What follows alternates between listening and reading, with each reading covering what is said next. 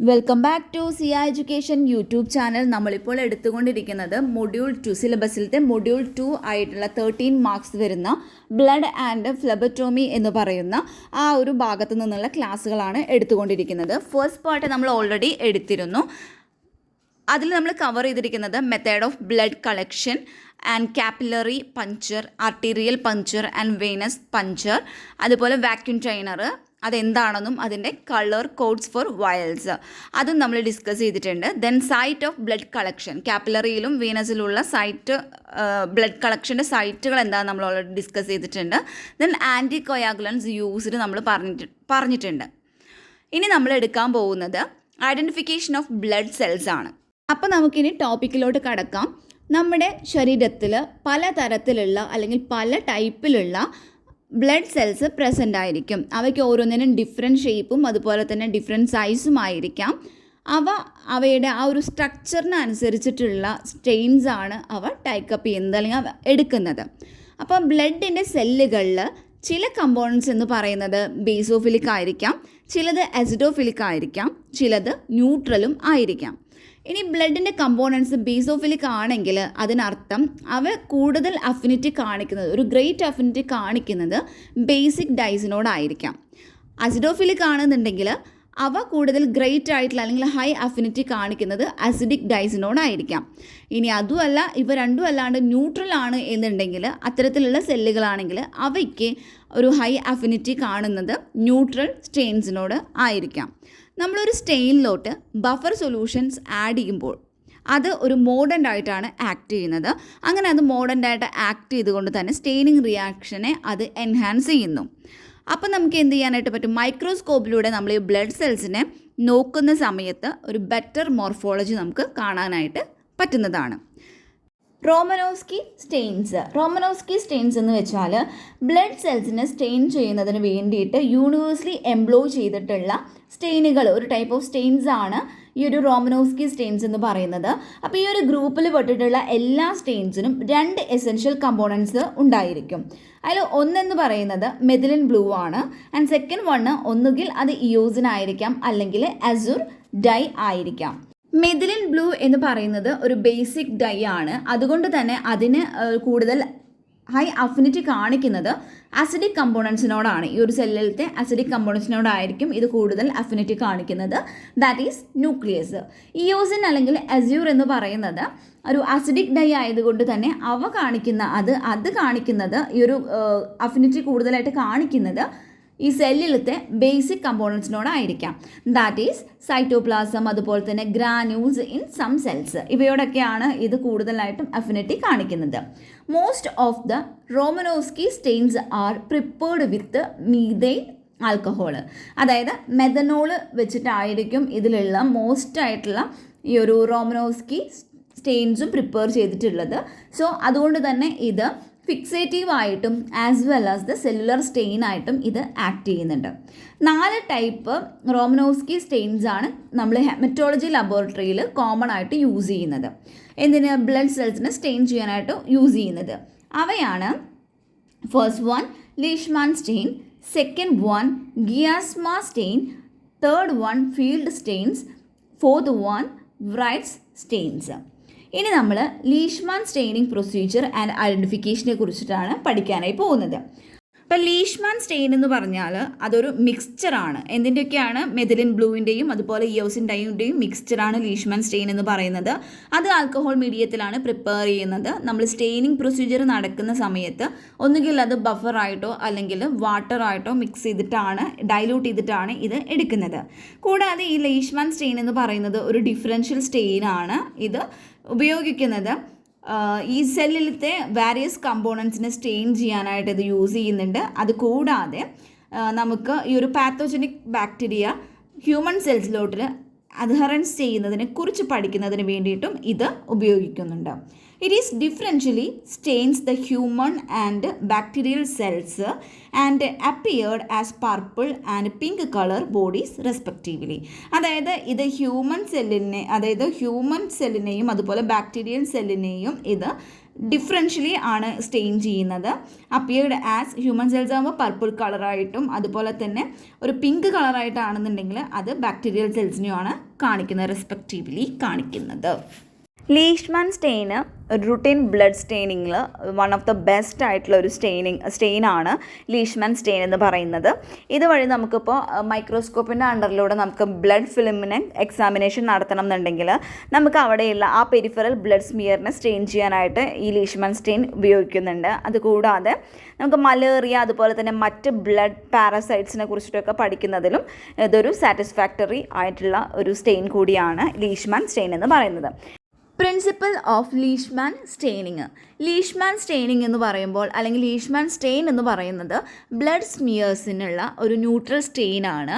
ഇത് ഡിവൈസ് ചെയ്തിരിക്കുന്നത് British surgeon ആയിട്ടുള്ള, അതായത് 1865 ടു 1926 വരെ ജീവിച്ചിട്ടുള്ള, ആ ഒരു കാലഘട്ടത്തിൽ ജീവിച്ചിരുന്ന ഒരു ബ്രിട്ടീഷ് സർജൻ ആയിട്ടുള്ള WB ലീഷ്മാൻ ആണ് ഇത് ഡിവൈസ് ചെയ്തിരിക്കുന്നത്.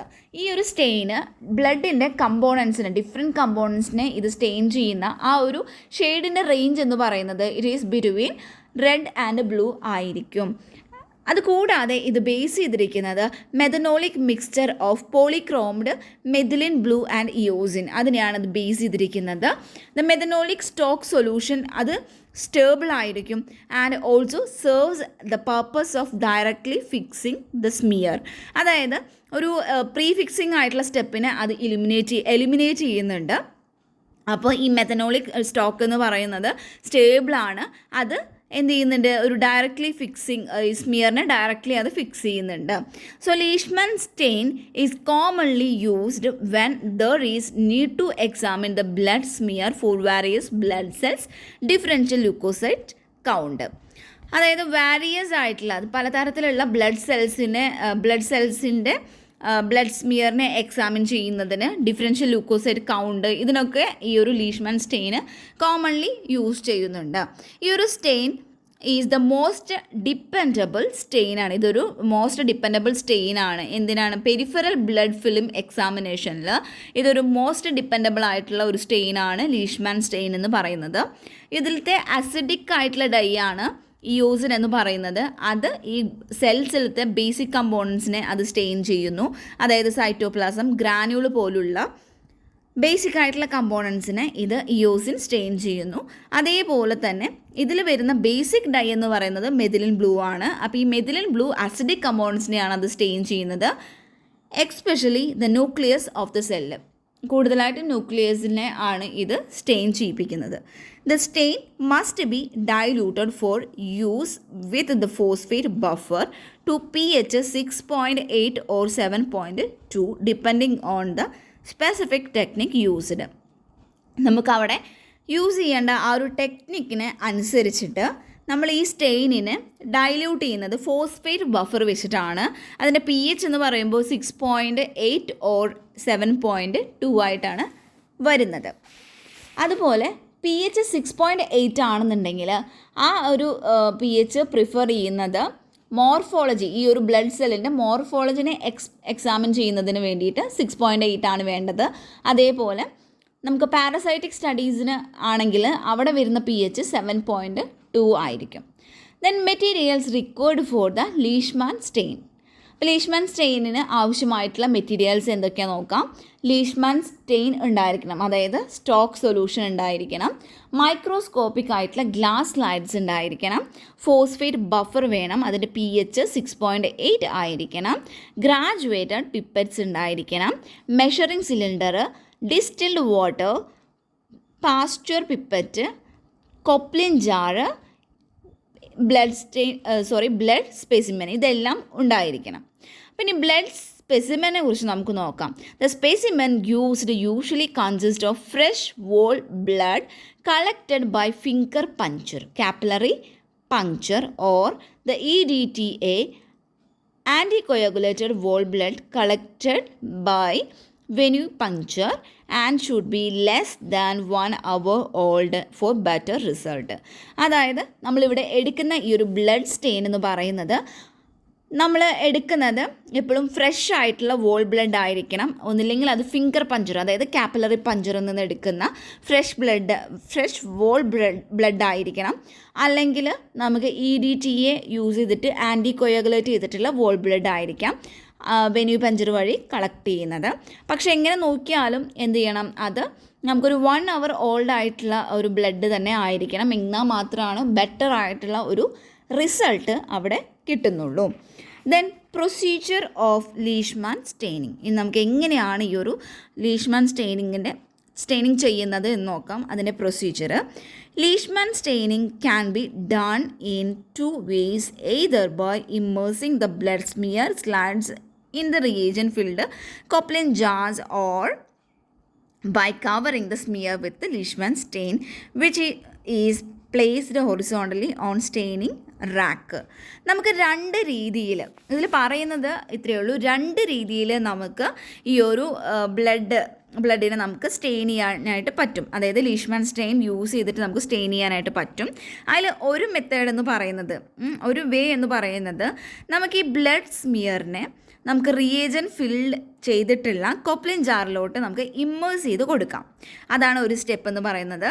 അതല്ലെങ്കിൽ നമുക്ക് എന്ത് ചെയ്യാനായിട്ട് പറ്റും, ഈ ഒരു സ്മിയറിനെ നമുക്ക് ലീഷ്മാൻ സ്റ്റെയിൻ വെച്ചിട്ട് കവർ ചെയ്ത് കൊടുക്കാനായിട്ട് പറ്റും. അതായത് നമ്മളതിന് ഒരു സ്റ്റെയിനിങ് റാക്കിൽ ഹൊറിസോണ്ടലി വെച്ചിട്ട് അതിലോട്ട് നമുക്ക് ലീഷ്മാൻ സ്റ്റെയിനിനെ കവർ ചെയ്ത് കൊടുക്കാം.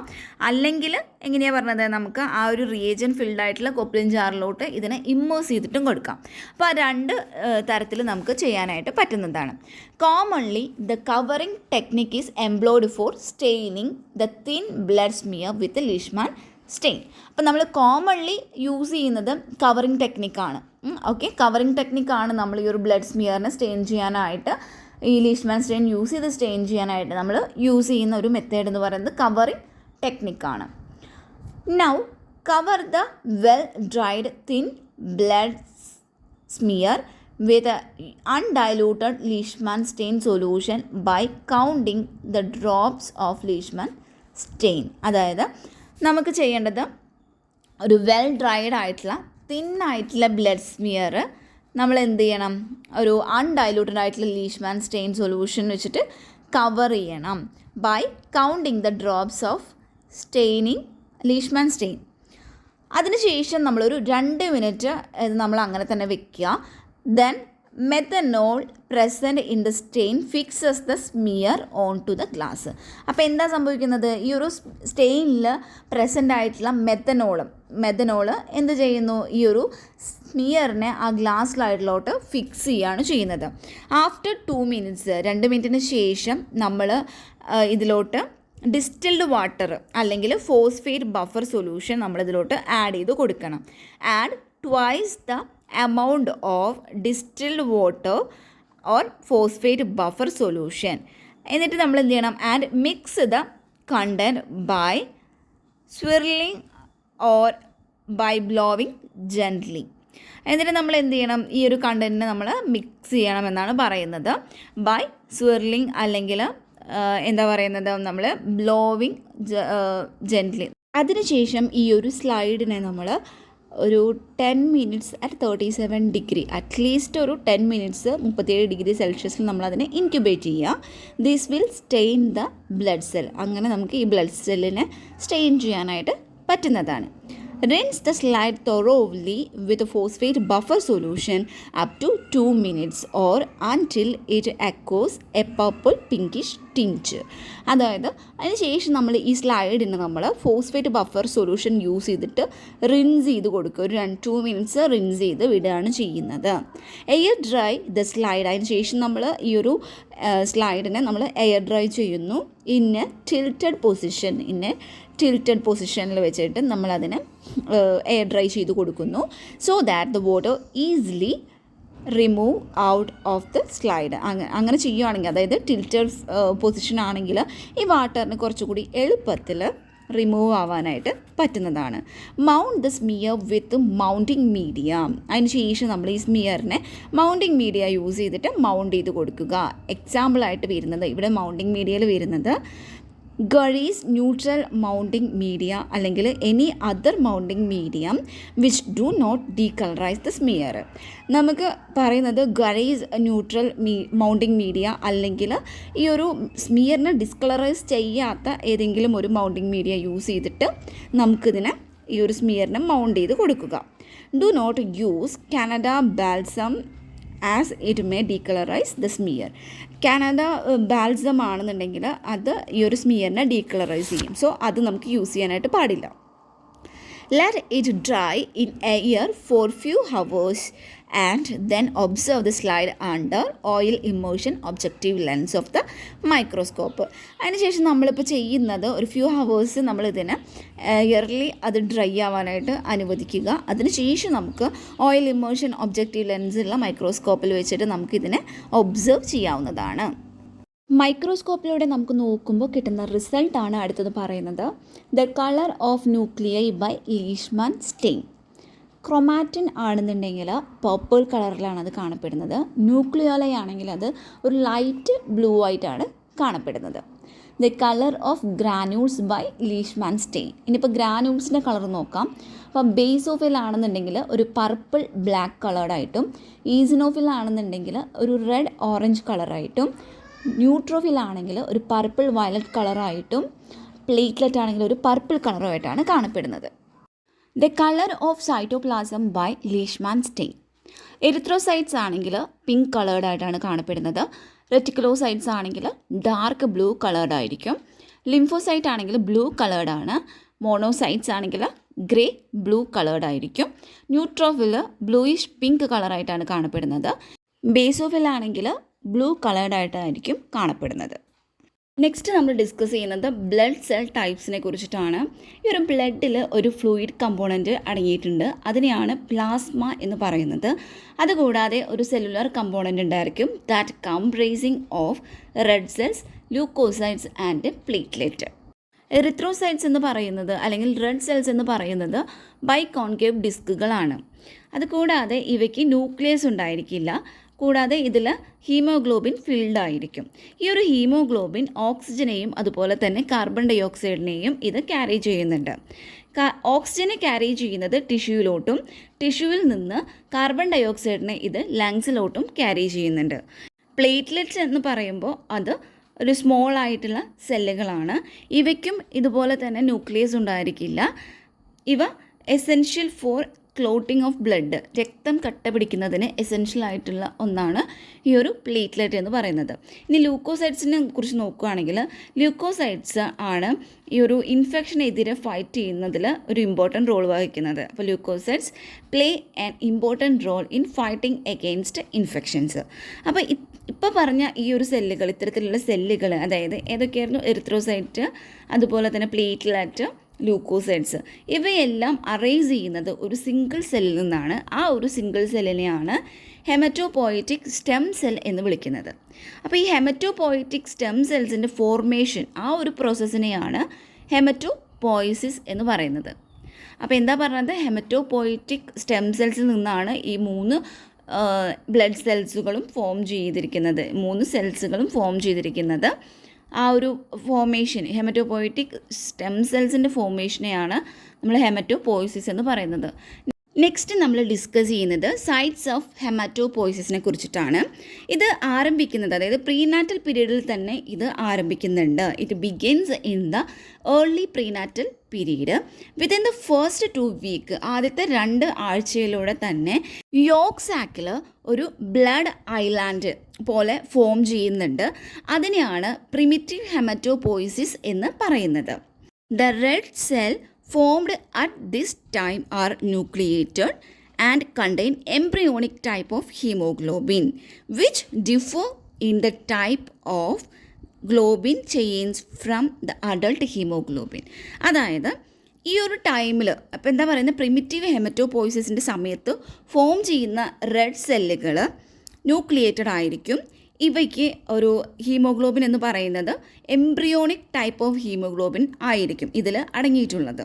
ഇവ എന്ന് വെച്ചാൽ ഒരു അഡൾട്ടിൻ്റെ ഹീമോഗ്ലോബിൻ നമ്മൾ എടുക്കുകയാണെങ്കിൽ അതിലുള്ള ഗ്ലോബിൻ ചെയിനിനേക്കാളും വ്യത്യാസമായിരിക്കും ഈ ഒരു ന്യൂക്ലിയേറ്റഡ് ആയിട്ടുള്ള അല്ലെങ്കിൽ ഈ ഒരു പ്രിമിറ്റീവ് ഹെമറ്റോപോയിസിസ് ആ ടൈമിൽ ഫോം ചെയ്യുന്ന റെഡ് സെൽസ് എന്ന് പറയുന്നത്.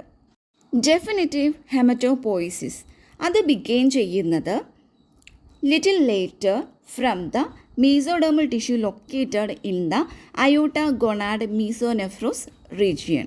അതായത് അയോട്ട ഗൊണാഡ് മീസോനെഫ്രോസ് റീജിയണിൽ ഈ ഒരു മീസോഡേർമൽ ടിഷ്യൂ ലൊക്കേറ്റ് ചെയ്തതിന് കുറച്ച് ശേഷം അതിനുശേഷം അതായത് ഒരു ലിറ്റിൽ ലേറ്റർ ആയിട്ടാണ് ഈ ഒരു ഡെഫിനറ്റീവ് ഹെമറ്റോപോയിസിസ് ബിഗെയിൻ ചെയ്യുന്നത്. എല്ലാ ഹെമറ്റോപോയറ്റിക് എലമെൻസും തരുന്ന സെല്ലിനെയാണ് ഹെമറ്റോപോയറ്റിക് സ്റ്റെം സെൽസ് അല്ലെങ്കിൽ HSC എന്ന് വിളിക്കുന്നത്. എന്താണ് HSC? ഹെമറ്റോപോയറ്റിക് സ്റ്റെം സെൽസ് എന്ന് വിളിക്കുന്നത്. ഇനിയിപ്പോൾ ഒരു ഫീറ്റൽ ലൈഫിലാണെങ്കിൽ in fetal life up to the third month വരെ കേട്ടോ. അപ്പോൾ the major site of haematopoiesis is liver with some contribution from the spleen. Fetal ലൈഫിൻ്റെ ആ ഒരു ടൈമിൽ, അതായത് up to the third month വരെയും ഈ ഒരു ഹെമറ്റോപോയിസിസിൻ്റെ സൈറ്റ് എന്ന് പറയുന്നത്, മേജർ സൈറ്റ് എന്ന് പറയുന്നത് ലിവറാണ്, വിത്ത് സം കോൺട്രിബ്യൂഷൻ ഫ്രം സ്പ്ലീനിൽ നിന്നും കുറച്ച് കോൺട്രിബ്യൂഷനും ഉണ്ടായിരിക്കും.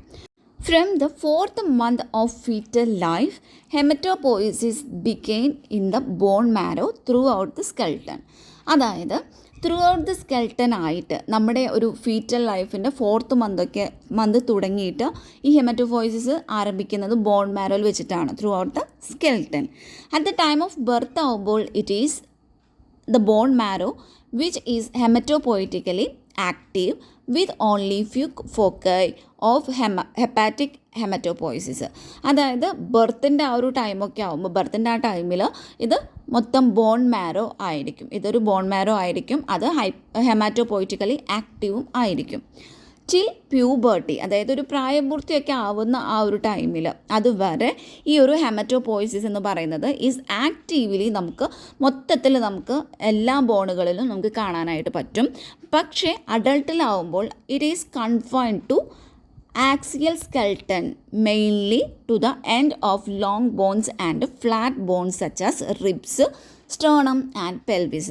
അപ്പോൾ എന്താ പറയുന്നത്, ഒരു അഡൾട്ടിൻ്റെ സമയം, അതായത് ഒരു മുതിർന്നു വരുന്ന ടൈമൊക്കെ മുതലാവുമ്പോൾ ഈ ഒരു ഹെമറ്റോപോയിസിസ് എന്ന് പറയുന്നത് ആക്സിയൽ സ്കെൽട്ടൻസിൽ മാത്രമായിരിക്കും അത് നടക്കുന്നത്. അതായത് ഇപ്പോൾ പറയുകയാണെന്നുണ്ടെങ്കിൽ വലിയ ബോൺസ് ഒക്കെ ഇല്ലേ, ലോങ് ബോൺസ് അതിൻ്റെ എൻഡിലൊക്കെ ആയിട്ട്, അതുപോലെ തന്നെ ഫ്ലാറ്റ് ബോൺസ് ആയിട്ടുള്ള റിബ്സ്, സ്റ്റേണം, പെൽവിസ്, ഇതിലോട്ടൊക്കെ മാത്രമായിട്ട് ഈ ഒരു ഹെമറ്റോപോയിസിസ് ഒതുങ്ങി പോകുന്നുണ്ട്.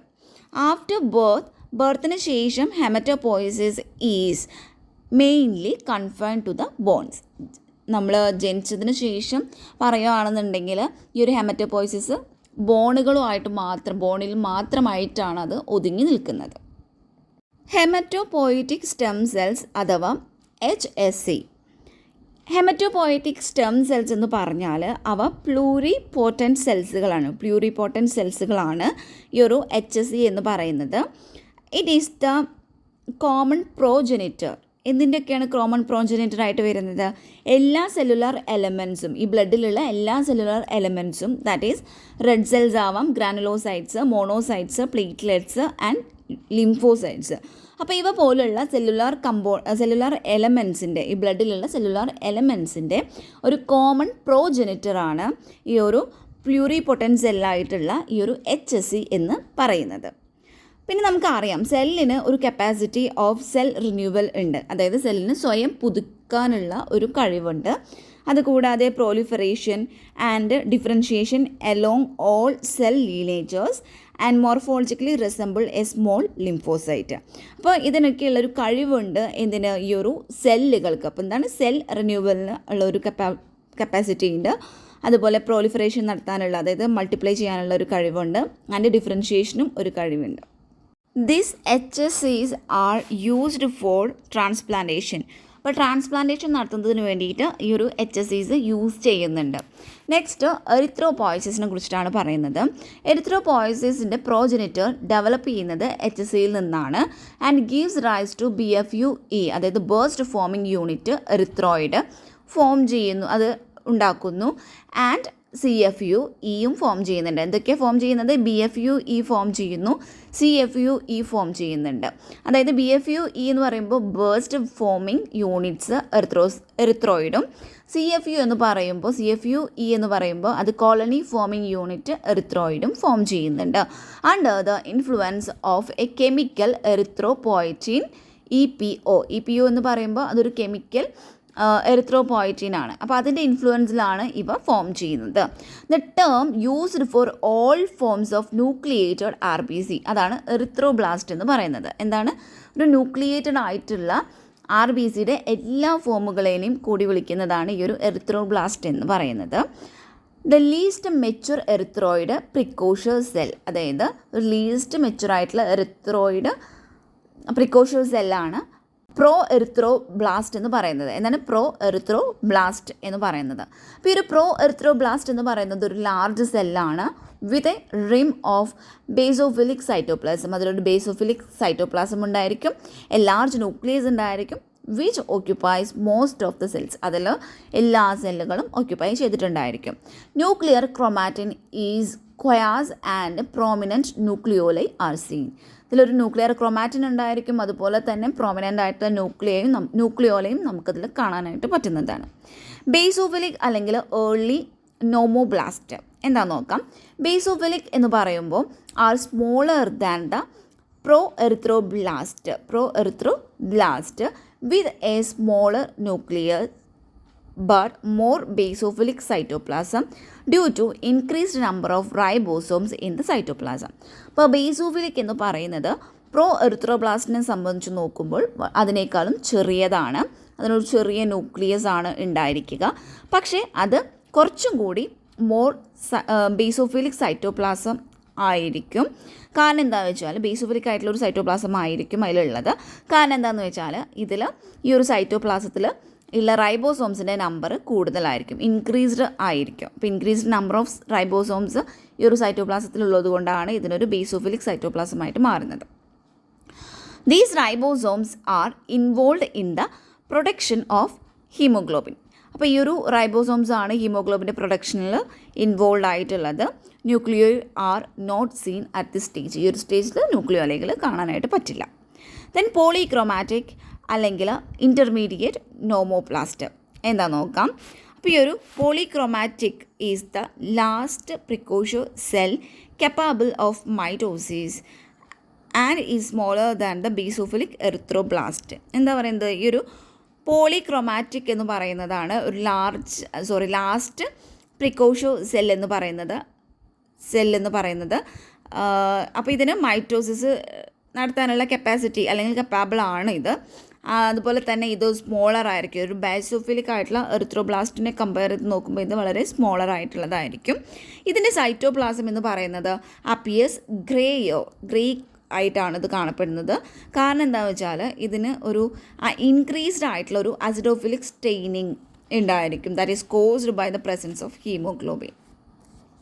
ന്യൂക്ലിയർ ക്രോമാറ്റിൻ അണ്ടർഗോ കണ്ടൻസേഷൻ, അത് കണ്ടൻസേഷന് വിധേയമാകുന്നുണ്ട്.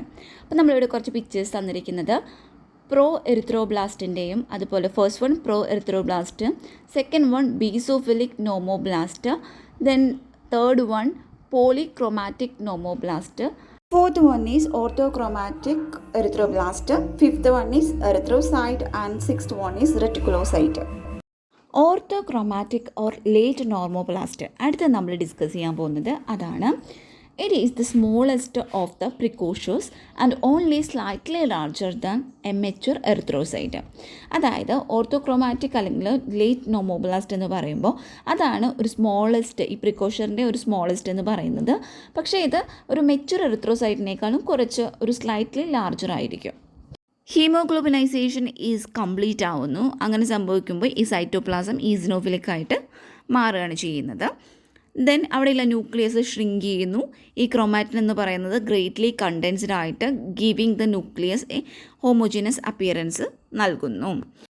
പ്രോ എറിത്രോബ്ലാസ്റ്റ് മെച്യൂർ ആവുന്നു through the stages of basophilic and polychromatophilic and orthochromatic erythroblast. അപ്പോൾ ഈ സൈറ്റോപ്ലാസം എന്ന് പറയുന്നത് ബിക്കം പ്രോഗ്രസീവ്ലി മോർ അബണ്ടൻ്റ് ആയിട്ട് മാറുന്നു. അതിൻ്റെ കളറ് ഒരു ഡീപ്പ് ബ്ലൂവിൽ നിന്ന്, അതായത് അവിടെയുള്ള ഹൈ RNA കണ്ടൻറ്റ് മൂലമാണ് അതൊരു ഡീപ്പ് ബ്ലൂ കളർഡായിട്ട് വരുന്നത്. അപ്പോൾ ആ ഒരു കളറിൽ നിന്നും ഒരു പിങ്ക് കളറായിട്ട് മാറുന്നു due to the increase in haemoglobin അവിടെ കൂടുതലായതുകൊണ്ട് ഒരു പിങ്ക് കളറായിട്ട് മാറുന്നു. ദ ന്യൂക്ലിയസ് ബിക്കം സ്മോളർ ആവുന്നു ആൻഡ് ഡാർക്ക് സ്റ്റെയിനിങ് ആയിട്ട് മാറുന്നു. അതാണ് പൈക്നോട്ടിക് എന്ന് പറയുന്നത്. ദെൻ നമ്മൾ റെറ്റിക്കുലോസൈറ്റിനെ കുറിച്ചിട്ടാണ് പറയുന്നത്. The cell is larger than a mature R B C. ഒരു മെച്യൂർ ആർ ബി സിനേക്കാളും കുറച്ചും കൂടി ലാർജർ ആയിട്ടുള്ളൊരു സെല്ലായിരിക്കും ഈ ഒരു റെറ്റിക്കുലോസൈറ്റ് എന്ന് പറയുന്നത്. Does not have nucleus. ഇതിന് ന്യൂക്ലിയസ് ഉണ്ടായിരിക്കില്ല. And has remnants of cytoplasmic ribosomal RNA which appears as fine reticulum. ഒരു ഫൈൻ റെറ്റിക്കുലമായിട്ട് ഈ ഒരു RNA റൈബോസോമൽ RNA കാണപ്പെടുന്നു. When stained with dyes such as new methylene blue and brilliant cresyl blue. അതായത് നമ്മൾ methylene blue അതുപോലെ തന്നെ brilliant cresyl blue ഈ രണ്ട് സ്റ്റെയിൻ വെച്ചിട്ട് നമ്മൾ സ്റ്റെയിൻ ചെയ്യുന്ന സമയത്ത് ഈ ഒരു സൈറ്റോപ്ലാസ്മിക് റൈബോസോമൽ RNA എന്ന് പറയുന്നത് ഒരു ഫൈൻ റെറ്റിക്കുലം പോലെ അത് അപ്പിയേർഡ് ആകുന്നു. ഓൺ സ്റ്റെയിനിങ് വിത്ത് റോമനോസ്കി സ്റ്റെയിൻസുമായിട്ട് സ്റ്റെയിൻ ചെയ്യുന്ന സമയത്ത് ഇറ്റ് അപ്പിയേഴ്സ് യൂണിഫോംലി ബ്ലൂ. അതൊരു യൂണിഫോംലി ബ്ലൂ കളേർഡായിട്ട് മാറുന്നു. അതാണ് പോളിക്രോമാറ്റോഫിലായിട്ട് ആ ഒരു ഇതിൽ അപ്പിയർ ആവുന്നു. After it release from the marrow it remains in the spleen to undergo further maturation. അതായത് ഈ ഒരു മാരോയിൽ നിന്ന് അത് റിലീസായതിനു ശേഷം അത് സ്പ്ലീനിൽ റിമൈൻ ചെയ്യുന്നു. എന്നിട്ട് എന്ത് സംഭവിക്കുന്നു? To undergo further maturation. അതിന് പിന്നീട് മെച്ചുറേഷൻ സംഭവിക്കുകയാണ് ചെയ്യുന്നത്. As the reticulocyte mature to an adult R B C. ഈ റെറ്റിക്കുലോസൈറ്റ് മെച്ചുറായിട്ടൊരു അഡൾട്ട് ആർ ബി സി ആയിട്ട് മാറിക്കഴിഞ്ഞാൽ it loses its ability to synthesis H B. അപ്പോൾ എന്ത് സംഭവിക്കുന്നു? അതിനെ എച്ച് ബി സിന്തസൈസ് ചെയ്യാനുള്ള ആ ഒരു എബിലിറ്റി അത് ലോസ് ചെയ്യുന്നു, അതിന് നഷ്ടപ്പെടുന്നു. The mature R B C is an anucleate biconcave disc ആയിരിക്കും ലാക്കിംഗ്. അവിടെ സൈറ്റോപ്ലാസ്മിക് ഓർഗനൈസ് ആയിട്ടുള്ള ന്യൂക്ലിയസും മൈറ്റോകോൺട്രിയ റൈബോസോംസ് ഇവ ഒന്നും ഉണ്ടായിരിക്കില്ല. അതിൻ്റെ ഒരു 90% കോൺസ്റ്റുവൻസ്, അതായത് മേജർ കോൺസ്റ്റുവൻസ് ഹീമോഗ്ലോബിൻ ആയിരിക്കും, HB ആയിരിക്കും. Which carries oxygen. അത് ഓക്സിജനെ ക്യാരി ചെയ്യുന്നുണ്ട്. നമ്മൾ നേരത്തെ പറഞ്ഞ പോലെ അത് ഓക്സിജനും കാർബൺ ഡൈ ഓക്സൈഡിനെയും ഇത് ക്യാരി ചെയ്യുന്നുണ്ട്. ടിഷ്യൂവിലോട്ട് ഓക്സിജനെ ക്യാരി ചെയ്യുന്നു, ടിഷ്യൂവിൽ നിന്ന് കാർബൺ ഡൈ ഓക്സൈഡിനെ ക്യാരി ചെയ്യുന്നു. Besides HP it also contain. അതായത് HB കൂടാതെ, അതായത് ഹീമോഗ്ലോബിൻ കൂടാതെ ഇതിൽ എൻസൈംസ്, നമുക്ക് ഈ ഒരു എനർജി പ്രൊഡക്ഷന് ആവശ്യമായിട്ടുള്ള എൻസൈംസും ഇതിൽ അടങ്ങിയിട്ടുണ്ടായിരിക്കും. And for maintenance of HP. അപ്പോൾ എന്താണ്? എനർജിയുടെ പ്രൊഡക്ഷന് വേണ്ടിയിട്ടും HBയുടെ മെയിൻ്റനൻസിന് വേണ്ടിയിട്ടും ഉള്ള എൻസൈംസ് ഇതിൽ അടങ്ങിയിട്ടുണ്ടായിരിക്കും. In an functional reduced state. The red cells are highly deformable under normal physiological condition, and this property allows them to pass easily through the sinusoids of the spleen. ഈ ഒരു RBCയുടെ average life span എന്ന് പറയുന്നത് 100 to 120 days ആയിരിക്കും. ഈ ഒരു ഇതിൻ്റെ life span ഇത് complete ആക്കി കഴിഞ്ഞിട്ടുണ്ടെങ്കിൽ RBCs are removed by macrophages of liver and spleen. എന്താ പറയുന്നത്? സ്പ്ലീനും അതുപോലെ തന്നെ ലിവറിൻ്റെയൊക്കെ മാക്രോഫേജസ് എന്ത് ചെയ്യുന്നു? ഈ ഒരു RBCനെ അതിന് ലൈഫ് സ്പാൻ കംപ്ലീറ്റ് ആയി കഴിഞ്ഞിട്ടുണ്ടെങ്കിൽ അതിനെ റിമൂവ് ചെയ്ത് വിടുന്നു. A small fraction of RBCs may undergo destruction within the circulation. This is intravascularly. ഈ ഒരു ക്ലാസ് ഞാൻ 2 വീഡിയോസായിട്ടാണ് ഇടുന്നത്. കാരണം ഇതൊരു ലെങ്തി ആയിട്ടുള്ള ഒരു ടോപ്പിക്കാണ്. അപ്പോൾ ഇതിൽ ഒരുപാട് കാര്യങ്ങൾ ഡിസ്കസ് ചെയ്യാനുണ്ട്. ക്ലാസ് എടുക്കുന്നത് ഞാൻ ഒരുപാട് PPTകളും അതുപോലെ തന്നെ ഒരുപാട് PDFകളും ഒരുപാട് സൈറ്റുകളും ടെക്സ്റ്റ് ബുക്കുകളും എല്ലാം റെഫർ ചെയ്തുകൊണ്ടാണ് നോട്ട്സ് പ്രിപ്പയർ ചെയ്യുന്നത്. അപ്പോൾ അതിൻ്റെ ഒരു സ്ലൈഡ് പ്രിപ്പറേഷനൊക്കെ കഴിഞ്ഞിട്ടാണ് എനിക്ക് വീഡിയോസ് അപ്ലോഡ് ചെയ്യാനായിട്ട് പറ്റുന്നുള്ളൂ. അതുകൊണ്ടാണ് ഓരോ ക്ലാസ് കഴിയുമ്പോഴും ഒരു ചെറിയൊരു ഗ്യാപ്പ് വരുന്നത്.